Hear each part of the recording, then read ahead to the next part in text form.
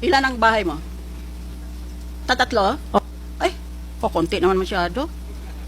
Eh, nasaan itong 12, the others?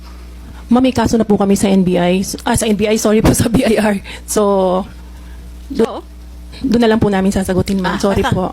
Okay, it's all right. Number of vehicles owned according to Justice Department, 30.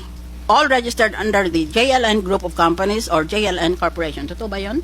Hindi po. Oh, ilan lang ang sasakyan mo? Kami magkano? 7 po. 7 lang?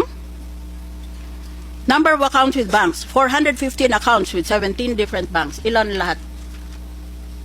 Hindi po, pero I invoke my right to dahil, Okay. thank you po. Pero hindi ganun kadami. Alright. Na-exaggerate. No? Pero, sa lahat nito, hindi intindi ito ni Rene Villa who claims to be your lawyer. International trade lawyer daw siya.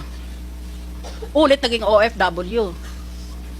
Eh di lahat parang mga kasapi ng pamilya natin na OFW, pwede na sila ngayon tawagin ng mga human resource experts or management experts, kung ganyan rin lang, no?